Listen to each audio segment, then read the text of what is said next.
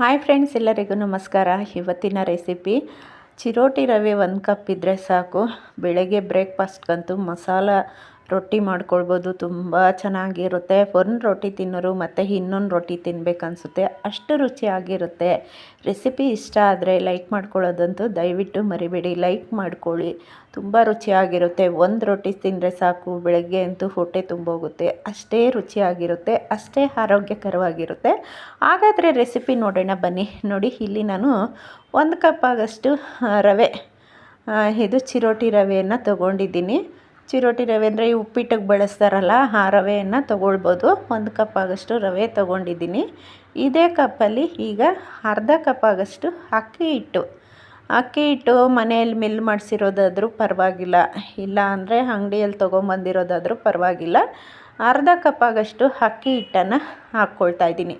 ಅಕ್ಕಿ ಹಿಟ್ಟು ಹಾಕೋದ್ರಿಂದ ರುಚಿನೂ ಚೆನ್ನಾಗಿರುತ್ತೆ, ಎಲ್ಲ ಮಿಕ್ಸ್ ಆಗಿರುತ್ತೆ. ಅದರಿಂದ ಈಗ ರುಚಿಗೆ ಬೇಕಾಗಿರೋಷ್ಟು ಉಪ್ಪು, ಒಂದು ಅರ್ಧ ಟೀ ಸ್ಪೂನ್ ಆಗಷ್ಟು ಜೀರಿಗೆಯನ್ನು ಹಾಕ್ಕೊಂಡಿದ್ದೀನಿ. ಹಾಗೆ ಕೊತ್ತಂಬರಿ ಸೊಪ್ಪು ಸ್ವಲ್ಪ, ಹಸಿಮೆಣಸೆಕಾಯಿ ಖಾರಕ್ಕೆ, ಕರ್ಬೇವಿನ ಸೊಪ್ಪು, ಒಂದು ದಪ್ಪ ಈರುಳ್ಳಿನ ಸಣ್ಣದಾಗಿ ಹೆಚ್ಚಾಕ್ಕೊತಾ ಇದ್ದೀನಿ. ಖಾರ ಜಾಸ್ತಿ ಬೇಕನ್ನೋರು ಹಸಿಮೆಣಸೆಕಾಯಿ ಇನ್ನೂ ಒಂದು ಹೆಚ್ಚಾಕ್ಕೊಂಡ್ರೂ ಚೆನ್ನಾಗಿರುತ್ತೆ. ನಾನು ಒಂದು 2 ಮೆಣಸೆಕಾಯಿನ ಹಾಕ್ಕೊಂಡಿದ್ದೀನಿ. ಈಗ ಕೊತ್ತಂಬರಿ ಸೊಪ್ಪು, ಈರುಳ್ಳಿ, ಕರ್ಬೇವಿನ ಸೊಪ್ಪನ್ನು ಎಲ್ಲದನ್ನು ಹಾಕಿ ಹಿಟ್ಟುಗಳ ಜೊತೆ ಚೆನ್ನಾಗಿ ಮಿಕ್ಸ್ ಮಾಡಿಕೊಡೋಣ.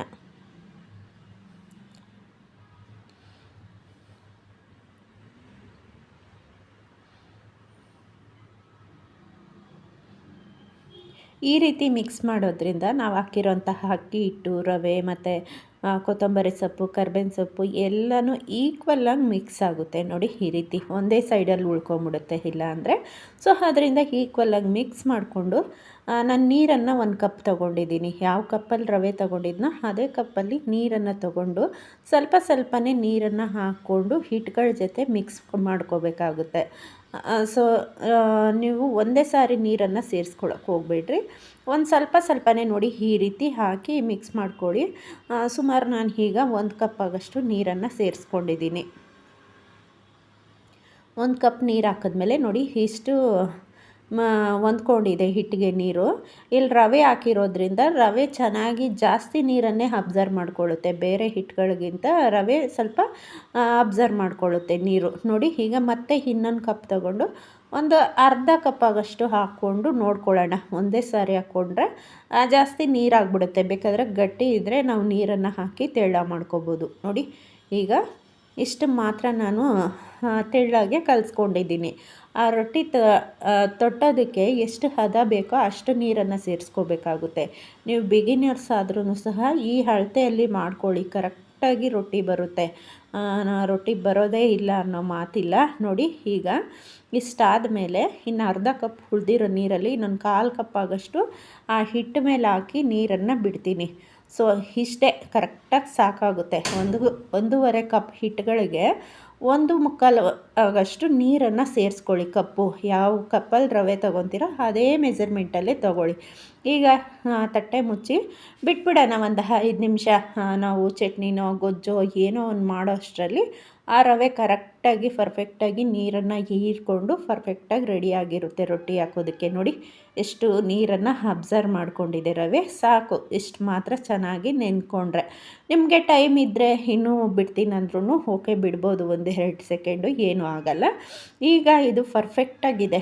ಈಗ ಸ್ಟವ್ ಮೇಲೆ ಒಂದು ಹೆಂಚನ್ನು ಇಟ್ಕೊಂಡು ಚೆನ್ನಾಗಿ ಕಾಯಿಸ್ಕೋಬೇಕಾಗುತ್ತೆ. ಹೈ ಫ್ಲೇಮಲ್ಲಿ ನೋಡಿ ಈ ರೀತಿ ಬಿಸಿ ಆಗಬೇಕು ಹೆಂಚು. ಬಿಸಿ ಆದಮೇಲೆ ಎಣ್ಣೆ ನೋಡಿ ಈ ರೀತಿ ಚೆನ್ನಾಗಿ ಹೆಂಚು ಪೂರ್ತಿ ಸ್ಪ್ರೆಡ್ ಮಾಡ್ಕೊಳ್ಳಿ. ನೀವು ರೊಟ್ಟಿ ಎಷ್ಟು ದೊಡ್ಡದು ಮಾಡ್ತೀರೋ ಅಷ್ಟೇ ಅಗಲವಾಗಿ ಎಣ್ಣೆಯನ್ನು ಚೆನ್ನಾಗಿ ಸ್ಪ್ರೆಡ್ ಮಾಡಿಕೊಂಡ್ರೆ ರೊಟ್ಟಿ ಕಿತ್ತೋಗೋದಿಲ್ಲ. ಈಗ ಸ್ಟವ್ ಪೂರ್ತಿ ಲೋ ಫ್ಲೇಮಲ್ಲಿ ಇಟ್ಕೊಂಬಿಡೋಣ. ಸಿಮ್ಮಲ್ಲಿ ಇಟ್ಕೊಂಬಿಡಿ. ಜಾಸ್ತಿ ಉರಿ ಇದ್ದರೆ ಕೈಗೆ ಬಿಸಿ ಆಗುತ್ತೆ, ಚೆನ್ನಾಗಿ ರೊಟ್ಟಿ ತಟ್ಟಿದ್ರೂ ಚೆನ್ನಾಗಿ ಬರಲ್ಲ. ನೋಡಿ, ಈಗ ನಿಮಗೆ ಬಿಗಿನರ್ಸು ನಮ್ಮ ಕೈ ಬಿಸಿ ಅನಿಸ್ತಾ ಇದೆ ಅಂದರೆ ಮಾತ್ರ 1 ಕಪ್ಪಲ್ಲಿ ನೀರು ಇಟ್ಕೊಂಡು ಕೈ ಹಚ್ಕೊಂಡು ನೀವು ರೊಟ್ಟಿಯನ್ನು ತಟ್ಕೊಬೋದು. ಏನು ಬಿಸಿ ಆಗಲ್ಲ. ಆದರೂ ನೀವು ಆ ರೀತಿ ಬೇಕು ಅಂದರೆ ಮಾಡ್ಕೊಳ್ಳಿ. ನೋಡಿ ಎಷ್ಟು ದೊಡ್ಡ ರೊಟ್ಟಿ ಬೇಕಾದರೂ ತಟ್ಕೊಬೋದು ಈ ರೀತಿ. ಫಸ್ಟು ಮಧ್ಯ ತಟ್ಕೊಂಡು ಎಡ್ಜ್ಗಳನ್ನು ನೀವು ತಟ್ತಾ ಹೋದರೆ ತೆಳ್ಳಗೂ ಬರುತ್ತೆ ರೊಟ್ಟಿ. ಮತ್ತು ನಿಮ್ಗೆ ಎಷ್ಟು ದೊಡ್ಡ ರೊಟ್ಟಿ ಬೇಕಾದರೂ ನೀವು ತಟ್ಕೊಬೋದು. ತೆಳ್ಳ ಅಂದರೆ ಅಷ್ಟು ತೆಳ್ಳಗೆ ಬರುತ್ತೆ ರೊಟ್ಟಿ. ನೀವು ಮಾಡಿ ನೋಡಿ, ನಿಮಗೆ ಗೊತ್ತಾಗುತ್ತೆ. ಅಷ್ಟು ಈಸಿ ಇದೆ.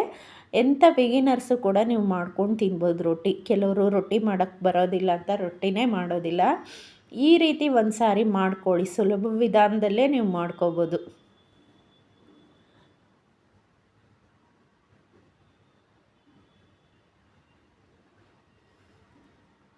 ನೋಡಿ ಈ ರೀತಿ ಹೆಡ್ಜ್ಗಳನ್ನು ಚೆನ್ನಾಗಿ ತಟ್ಕೊಂಬಿಟ್ರೆ ಸೂಪರಾಗಿರುತ್ತೆ.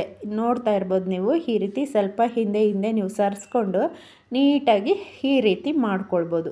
ಈ ರೀತಿ ತಟ್ಟಿದಾದ್ಮೇಲೆ ಲಿಡ್ಡನ್ನು ಮುಚ್ಚಿ ಈಗ ಸ್ಟವ್ ಉರಿಯನ್ನು ಪೂರ್ತಿ ಹೈ ಫ್ಲೇಮಲ್ಲಿಟ್ಟು ಬೇಯಿಸ್ಕೊಳ್ಳೋಣ. ಒಂದು 2 ಸೆಕೆಂಡ್ ಬೇಯಬೇಕಾಗುತ್ತೆ. ಚೆನ್ನಾಗಿ ಲಿಡ್ಡನ್ನು ಮುಚ್ಚಿಡಿ. ನೋಡಿ ಈಗ ಪರ್ಫೆಕ್ಟಾಗಿ ರೊಟ್ಟಿ ಒಂದು ಸೈಡ್ ಬೆಂದಿದೆ. ನಾನು ಈ ಟೈಮಲ್ಲಿ ಬೆಣ್ಣೆ ಹಾಕ್ಕೊಳ್ತಾ ಇದ್ದೀನಿ. ನಿಮ್ಗೆ ಇಷ್ಟ ಇದ್ದರೆ ಬೆಣ್ಣೆ ಹಾಕ್ಕೊಬೋದು, ತುಪ್ಪ ಹಾಕ್ಕೊಬೋದು, ಇಲ್ಲ ಎಣ್ಣೆ ಹಾಕ್ಕೊಳ್ಬೋದು. ಏನೂ ಬೇಡ ಅಂದ್ರೂ ಸಹ ಹಾಗೂ ಸಹ 2 ಸೈಡು ಬೇಯಿಸಿ ತಿನ್ಬೋದು, ಚೆನ್ನಾಗಿರುತ್ತೆ. ಆಲ್ರೆಡಿ ನಾವು ತವಾಕ್ಕೆ ಚೆನ್ನಾಗಿ ಎಣ್ಣೆ ಸ್ಪ್ರೆಡ್ ಮಾಡಿದ್ದೀನಿ. ಸೊ ನೀವು ಬೇಡ ಇದೇ ರೀತಿ ಸಾಕು, ನಮಗಿಷ್ಟೇ ಎಣ್ಣೆ ಸಾಕು ಅನ್ನೋರು ಸಹ ಬೇಯಿಸ್ಕೊಳ್ಬೋದು. ಹಾಗೇ ನೋಡಿ ಪರ್ಫೆಕ್ಟಾಗಿ ಎಷ್ಟು ಚೆನ್ನಾಗಿ ರೊಟ್ಟಿ ಬಂದಿದೆ. ಹೆಂಚಿಗೂ ಸಹ ರೊಟ್ಟಿ ಹತ್ಕೊಳ್ತಾ ಇಲ್ಲ, ಚೆನ್ನಾಗಿ ಬರುತ್ತೆ. ಒಂದು ಸಾರಿ ನೀವು ಟ್ರೈ ಮಾಡಿ. ಗೋಲ್ಡನ್ ಕಲರಾಗಿ ಬೆಂದಿರುತ್ತೆ ರೊಟ್ಟಿ. ಹಾಗೂ ನಿಮ್ಗೆ ಇನ್ನೂ ಸ್ವಲ್ಪ ಏನಂತಾರೆ ಕ್ರಿಸ್ಪಿ ಆಗಬೇಕಂದ್ರೂ ಸ್ಟವನ್ನು ಮಧ್ಯ ಉರಿಯಲ್ಲಿ ಇಟ್ಕೊಂಡು ಸಹ ನೀವು ಇನ್ನೂ ಸ್ವಲ್ಪ ಕ್ರಿಸ್ಪಿಯಾಗೂ ಬೇಯಿಸ್ಕೊಬೋದು. ನಿಮಗೆ ಸಾಫ್ಟಾಗಿ ಬೇಕಂದ್ರೂ ಈ ರೀತಿ ಮಾಡ್ಕೊಳ್ಳಿ. ಮತ್ತು ಲಿಡ್ಡನ್ನು ಮುಚ್ಚಿ ಇನ್ನೊಂದು ಸೈಡ್ ರೊಟ್ಟಿಯನ್ನು ಮಡ್ಚಾಕಿ ಎಣ್ಣೆ ತುಪ್ಪ ಏನು ಬೇಕೋ ಇನ್ನೊಂದು ಸೈಡಲ್ಲಿ ಹಾಕ್ಕೊಂಡು ಇನ್ನೊಂದು 2 ಸೆಕೆಂಡ್ ಬೇಯಿಸ್ಕೊಂಡ್ರೆ ಬಿಸಿಯಾಗಿರೋಂತಹ ರವೆ ರೊಟ್ಟಿ ರೆಡಿಯಾಗುತ್ತೆ. ಈ ಮಳೆಗಾಲದಲ್ಲಿ ತಿನ್ನೋದಕ್ಕಂತೂ ಸೂಪರಾಗಿರುತ್ತೆ. ನೈಟ್ ಡಿನ್ನರ್ ಆಗಿನೂ ತಿನ್ಬೋದು. ಹೊಟ್ಟೆ ಫುಲ್ ಅನಿಸುತ್ತೆ, ಅಷ್ಟೇ ಆರೋಗ್ಯಕರವಾಗಿರುತ್ತೆ. ನೋಡಿ 2 ಸೈಡು ರೊಟ್ಟಿ ಚೆನ್ನಾಗಿ ಬೆಂದಿದೆ. ನಾನು 2 ಸೈಡೂ ಚೆನ್ನಾಗಿ ಬೆಣ್ಣೆ ಸ್ಪ್ರೆಡ್ ಮಾಡಿ ನೋಡಿ ಎಷ್ಟು ಚೆನ್ನಾಗದೆ. ನೋಡ್ತಾ ಇದ್ರೇ ತಿನ್ಬೇಕನ್ಸುತ್ತೆ. ಇದರ ಜೊತೆ ನಮ್ಮನೇಲಿ ಕೆಂಪು ಚಟ್ನಿ ಮಾಡಿದ್ದೆ ಮೊದಲೇ. ಆ ಕೆಂಪು ಚಟ್ನಿಯನ್ನು ಹಾಕ್ಕೊಂಡು ತಿಂತಾಯಿದ್ರೆ ಕಾಂಬಿನೇಷನ್ ಅಂತೂ ಸೂಪರಾಗಿತ್ತು. ನೋಡ್ತಾ ಇರ್ಬೋದು ನೀವು. ನೋಡಿ ಈ ರೀತಿ ಕೆಂಪು ಚಟ್ನಿಯನ್ನು ಹಾಕ್ಕೊಂಡಿದ್ದೆ. ಈ ರೀತಿ ಈಸಿ ರೆಸಿಪಿಗಳಿಗಾಗಿ ನನ್ನ ಚಾನಲ್ನ ಡೈಲಿ ವಾಚ್ ಮಾಡ್ತಾಯಿರಿ. ಹಾಗೆಯೇ ಸಬ್ಸ್ಕ್ರೈಬ್ ಮಾಡ್ಕೊಳ್ಳೋದಂತೂ ಮರಿಲೇಬೇಡಿ. ದಯವಿಟ್ಟು ಸಬ್ಸ್ಕ್ರೈಬ್ ಮಾಡ್ಕೊಂಡು ನೋಡಿ. ಸೊ ಓಕೆ ಫ್ರೆಂಡ್ಸ್, ಧನ್ಯವಾದ. ಮತ್ತೆ ಒಂದು ಒಳ್ಳೆ ರೆಸಿಪಿಯೊಂದಿಗೆ ಬರ್ತೀನಿ.